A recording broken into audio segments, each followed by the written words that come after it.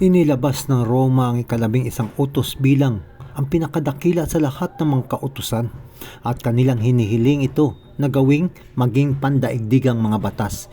Hindi nila ito inililihim ngayon. Mahal na mga kaibigan, handa na ba kayo sa pagdating ng tatak ng hayop?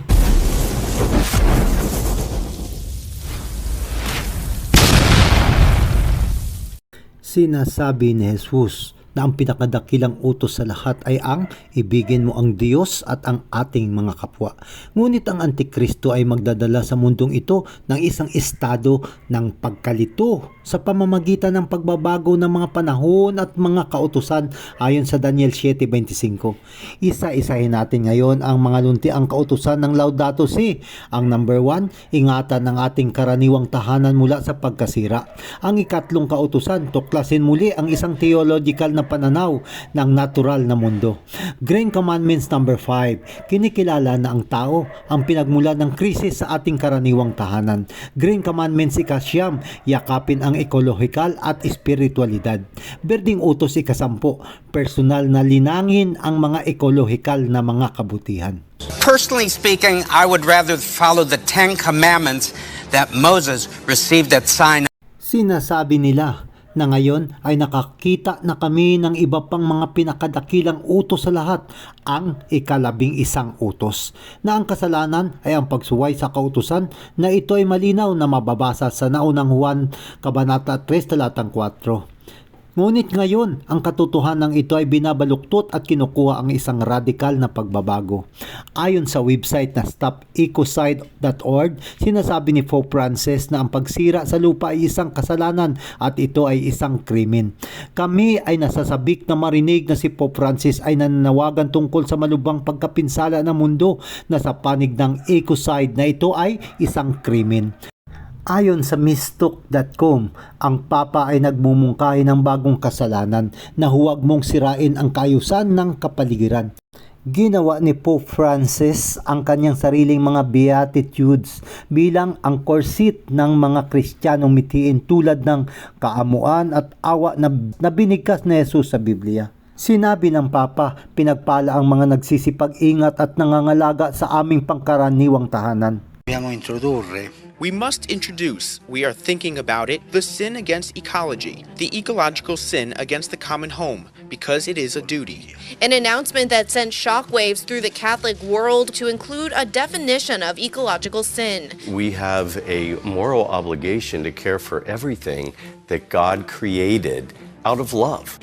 Anything that is going to not care for what God has made out of love is sin, plain and simple. Anything that is going to not care for what God has made out of love is sin, plain and simple. Mayroon silang bagong kautusan, bagong kasalanan, bagong kawalan at bagong beatitude. Ang pagsira ng ating ecosystem ngayon ay isang kasalanan. Carbon emission, CO2 ay naging bagong paglabag. Ang pagbabago ng klima ay isang bagong ebanghelyo at ang encyclical ng Papa ay ang bagong pamantayan para sa moralidad. Ito ay mga bagong moral imperatives na isinusulong ng Roma. Sa madaling salita, ang pagsunod sa Laudato Si ay siyang magliligtas sa ating mga ecosystem. Kung kaya, ang pagbabaliwala sa encyclical ng Papa tungkol sa climate change ay isang kasalanan laban sa Diyos at sa kanyang mga nilalang.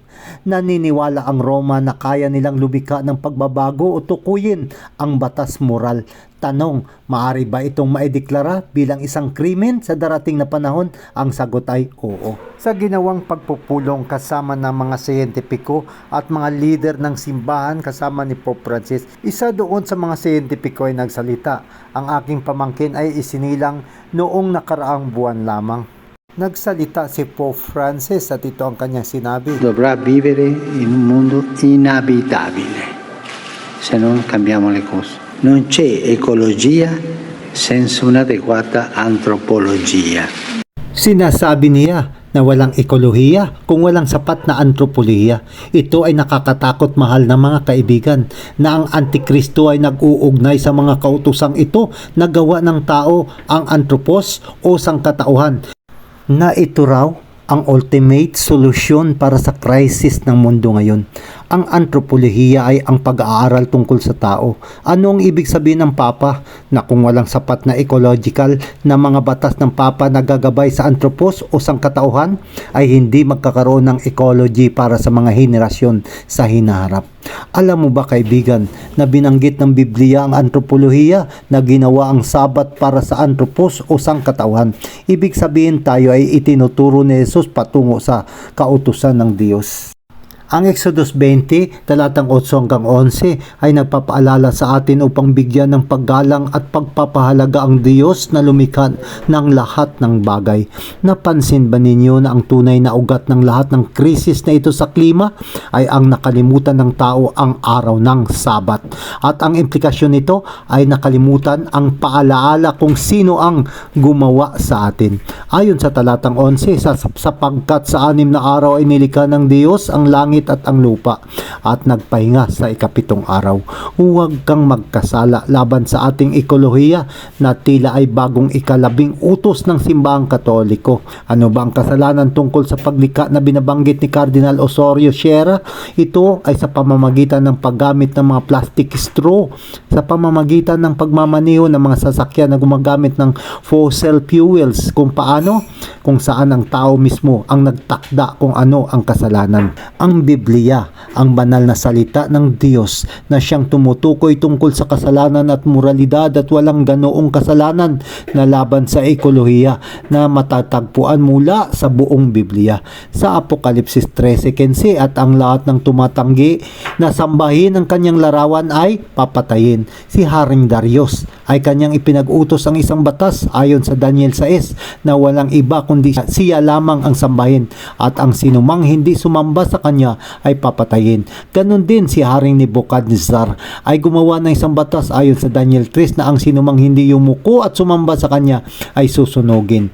Ang hari ng espiritual na Babylonia, ang simbahan ng Roma, ayon sa Apokalipsis ay mag-atas ng batas tungkol sa pagsamba. Oo, ito ay kanyang gagawin at ito ay hindi nakakagulat na gagamitin niyang estado upang ipatupad ang mga ekologikal na batas na ito ay magiging isang krimen sa hinaharap. Mahal na mga kaibigan, dapat nating mahalin ang Diyos na ating manlalalang at ang kanyang mga nilalang. Pangalagaan natin ang ating mga kapaligiran. Ngunit kung ang batas na ginawa ay sumasalungat sa 10 utos na isinulat ng daliri ng Diyos, ito ang siyang totoong kasalanan. Kaya ang lahat ng tinatawag at inanyayahan na yakapin ang batas na ito na tungkol sa ekolohiya ay kailangan tayo na dapat na kumapit sa pangangaral ng Ebanghelyo ni Jesucristo na nagtuturo sa atin ng pagliligtas ng kaluluwa ng mga tao, hindi sa pagliligtas ng kaluluwa ng planetang ito.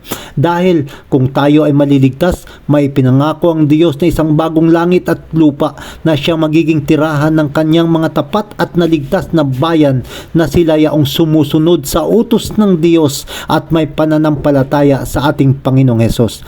At doon ay wala ng pasakit, walang pagkasira, walang pagluha at walang kamatayan. Hanggang sa muli kaibigan, dito lang sa programa ng mga istorya, propesiya at mga katotohanan na nagmula sa Biblia.